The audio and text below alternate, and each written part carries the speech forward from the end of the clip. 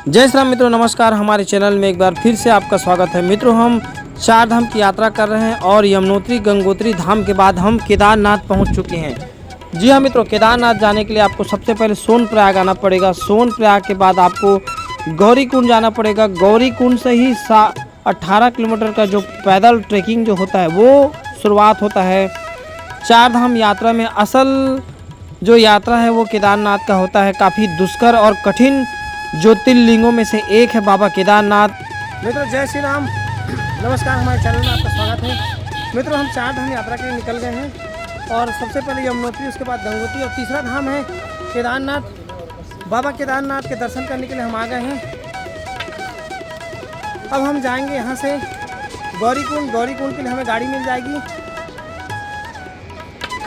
जो यहाँ से 6 से 7 किलोमीटर दूर है गौरीकुंड। फिर वहाँ से पैदल ट्रैक जो 18 किलोमीटर का होता है वो चालू हो जाएगा सफ़र, और 7 से 8 घंटा लगता है ट्रैक करने में। तो गौरीकुंड में हम पहुंचते हैं, उसके बाद दिखाते हैं वहाँ का नज़ारा। सबसे पहले हमें गाड़ी लेना पड़ेगा जो 50 रुपये शेयर टैक्सी में हमें ले जाएगा। मित्रों, जय श्री राम। हम सोनप्रयाग से गौरीकुंड के लिए निकल गए हैं। एक छोटा सा जीप कार जैसे बुलेरो जैसे, जिसमें 50 रुपये पर व्यक्ति टिकट लिया जाता है और 6 किलोमीटर है यहाँ से गौरीकुंड। उसके बाद से ट्रैकिंग जो है 17-18 किलोमीटर का वो शुरू हो जाता है। मित्रों, जय श्री राम। हम केदारनाथ के पैदल ट्रैक की ओर निकल गए हैं। यहाँ से लगभग 17 किलोमीटर दूर है बाबा केदारनाथ का धाम, और हम खड़ी चढ़ाई और कठिन चढ़ाई शुरू कर दी है। यहाँ पर ये देखिए कैसा नेचुरल माहौल है। भगवान शंकर के 12 ज्योतिर्लिंगों में से एक बाबा केदारनाथ काफ़ी दुष्कर और कठिन ज्योतिर्लिंगों में से एक माना जाता है। यदि आप दर्शन कर लें तो सारे 12 ज्योतिर्लिंग आप दर्शन कर सकते हैं। उत्तराखंड के 4 धाम में से एक बाबा केदार ज्योतिर्लिंग को माना जाता है। यमुनोत्री, गंगोत्री, केदारनाथ, उसके बाद बद्रीनाथ, ये 4 धाम मुख्य कहलाते हैं जो मई में खुल जाते हैं।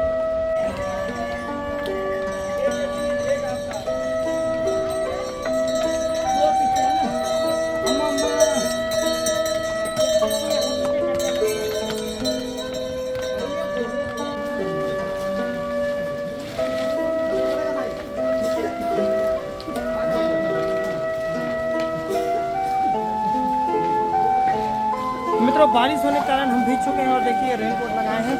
काफ़ी बारिश हो रही है यहाँ पर केदारनाथ में। आए दिन मौसम बिगड़ जाता है।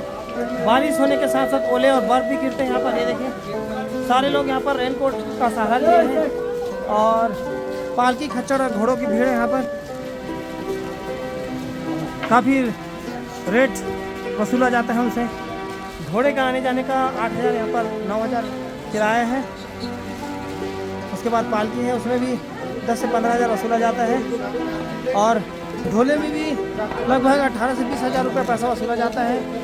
हेलीकॉप्टर की सुविधाएं हैं जो आने जाने का लगभग 7 से 8,000 रुपये लेती हैं नीचे से।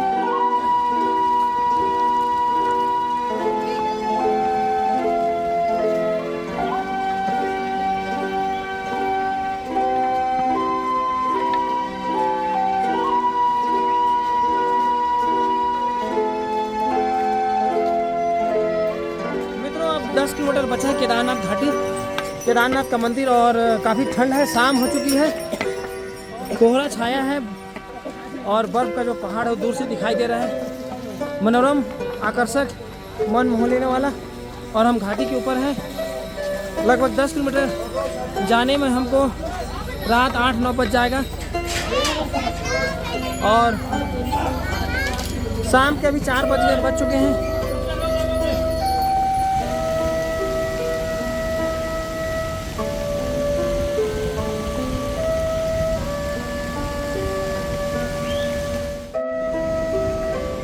मित्रों, ये केदारनाथ घाटी जैसे हम ऊपर में पहुँचते हैं, टॉप में पहुँचते हैं, तो हमें ये बादलों का धुंध दिखने को मिलता है। यहाँ पर पहाड़ों में चारों तरफ धुंध जो है घेर लेता है हमें, और काफ़ी तेज़ बारिश होने लगती है उसके बाद, क्योंकि ये इन्हीं बादलों से, धुंध से, कोहरे से ही बारिश होती है। और केदारनाथ में अक्सर आए दिन यहाँ पर मौसम बिगड़ते रहता है, ओले, बर्फ़ और बारिश होते रहती है। तो ये यहाँ का नज़ारा है। कोहरा छा जाता है, धुंध छा जाता है, बादल छा जाता है, चारों तरफ विजिबिलिटी कम हो जाती है और हम आगे बढ़ते हैं। फिर तो जय श्री राम। रात में यहाँ रुके थे। केदारनाथ 6 किलोमीटर दूर है और ये देखो पहाड़ों के बीच में टेंट में रुके थे क्योंकि रात 11 बज गया था और जाने का कोई ऑप्शन नहीं था। -डिग्री हो गया था यहाँ का टेम्परेचर, कोई ऑप्शन नहीं था जाने का। तो अब धीरे धीरे चलते हैं हम बाबा केदार के दर्शन करने। ये देखिए टेंट में आप रुक सकते हैं, 300-400 रुपये पर्सन लिया जाता है और आसानी से आप रुक कर आगे मंदिर की ओर जा सकते हैं। यहाँ मौसम बिगड़ते रहता है, आए दिन पानी वानी गिरते रहता है, तो तब जितना जल्दी हो सके बाबा का दर्शन करें। उसके बाद यहाँ से जल्दी से रवाना हो जाए। ग्लेशियर है, बर्फ का ग्लेशियर है, ये देखिए केदार घाटी वहाँ पर है, हमें वहाँ जाना पड़ेगा, इसके बीच में जाना पड़ेगा यहाँ पर, तब हमें दर्शन होंगे बाबा केदार के।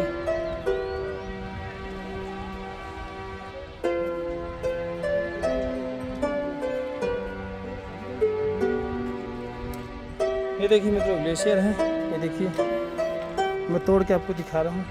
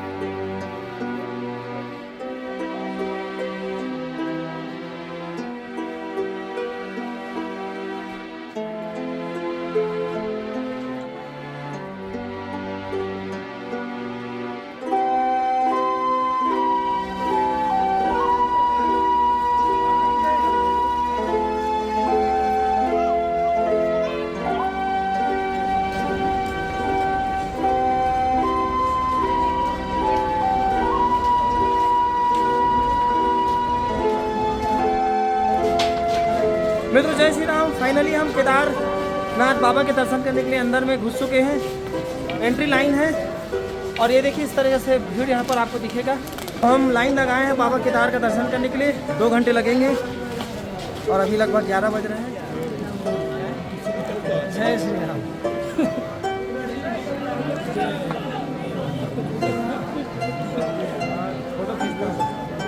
जय बाबा केदार। फाइनली मित्रों काफ़ी मशक्क़त करने के बाद, काफ़ी लंबी लाइन लगाने के बाद, काफ़ी घंटों इंतज़ार करने के बाद बाबा केदारनाथ के मंदिर का हमें दूर से दर्शन होता है। हमने 11 बजे लाइन लगाया था और हमें जाकर शाम को 4:30-5 बजे हमें दर्शन हो रहा है, क्योंकि 2 से 3 बजे श्रृंगार आरती होती है, भगवान केदारनाथ की श्रृंगार किया जाता है, तो उस समय बंद रहते हैं पट। तो फाइनली हम बाबा केदारनाथ के दर्शन के लिए लाइन में लगे हैं और बाबा केदारनाथ का मंदिर का ऊंचा शिखर और मंदिर हमें दिखाई दे रहा है। देखकर हमारे सारे थकान दूर हो गए और काफ़ी तेज़ बारिश होने लगती है। यहाँ पर काफ़ी देर तक बारिश होती है, हम भीग जाते हैं और दर्शन भी हमें अच्छे से नहीं हो पाता। यहाँ पर टेंट वेंट की व्यवस्था थोड़ा सा दिक्कत है, यहाँ पर आपको भीगते रहना पड़ेगा बाहर। तो बाबा केदारनाथ का स्वर्णिम दर्शन हमें आखिरकार हो चुका है, हालांकि दूर से हुआ है। 6 से 11 बजे के बीच में अगर आप दर्शन करेंगे सुबह तो आपको छूकर दर्शन होगा, लेकिन हमारा दर्शन शाम को होता है, तो हम नज़दीक से दूर से दर्शन करते हैं बाबा केदारनाथ का। और यहाँ पर भीमशिला रखा गया है पीछे, जो 2013 में बाढ़ आया था उसमें भीमशिला का मुख्य भूमिका था बाबा केदारनाथ के मंदिर को बचाने में, फ्लड से, बाढ़ से। तो यहाँ पर कैमरा अलाउ नहीं है मित्रों भगवान शंकर के इस मंदिर में, गर्भगृह में, केदारनाथ के गर्भगृह में। तो मैं बता रहा हूँ, जैसे आप गर्भगृह में पहुँचेंगे तो 5 पांडव का यहाँ पर मूर्तियों को लगाया गया है। जय श्री राम, जय श्री राम, जय श्री राम।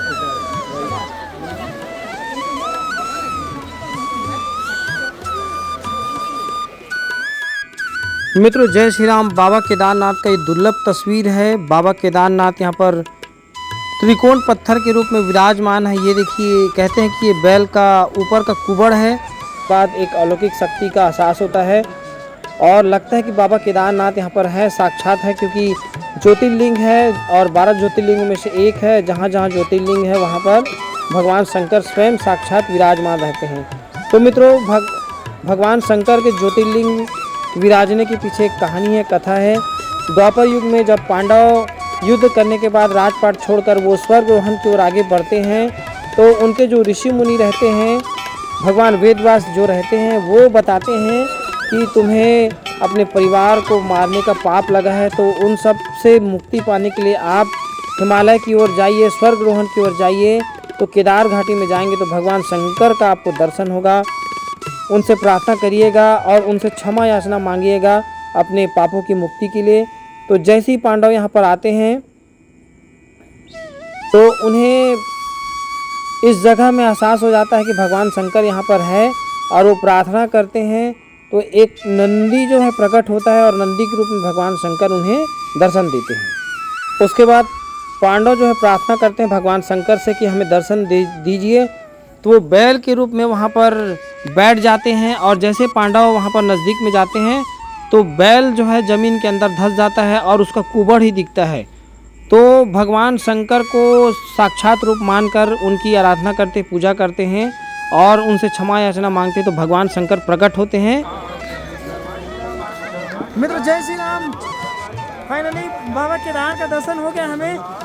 यहाँ बारिश की स्थिति, पानी गिर रहा है। 2 दिन से मौसम ख़राब है, पानी गिर रही है रुक रुक कर और माइनस टेम्परेचर हो चुका है, काफ़ी ठंड है। तो 12 ज्योतिर्लिंगों में से एक बाबा केदारनाथ का हमने दर्शन कर लिया है। 4 धाम में से एक धाम माना जाता है और 12 ज्योतिर्लिंगों में से एक मेरे साथ राकेश है और तीनों हम लोग आए हैं 4 धाम यात्रा करने के लिए। तो केदारनाथ ज्योतिर्लिंग 12 ज्योतिर्लिंग में से एक है। तो यहाँ का दर्शन हो गया। इसके बाद हम जाएंगे वापस और कल जाएंगे बद्रीनाथ धाम की ओर। उसके बाद 4 धाम यात्रा का हमारा ये टूर ख़त्म हो जाएगा। तो मित्रों ऐसी वीडियो पाने के लिए हमारे चैनल को जरूर सब्सक्राइब करें। तब तक के लिए जय श्री राम।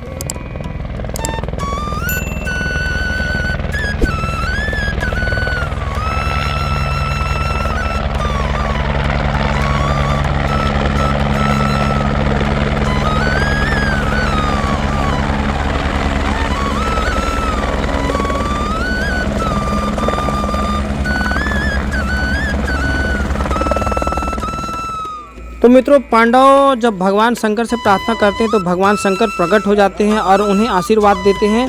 बदले में पांडव कहते हैं कि आप यहाँ पर ज्योतिर्लिंग के रूप में आप विराजमान हो जाइए, साक्षात रूप में आप यहाँ पर रहिए। तो यहाँ पर कहते हैं कि जो भी दर्शन करने आएगा उनके सारे पाप नष्ट हो जाए और वो मोक्ष के भागी बने।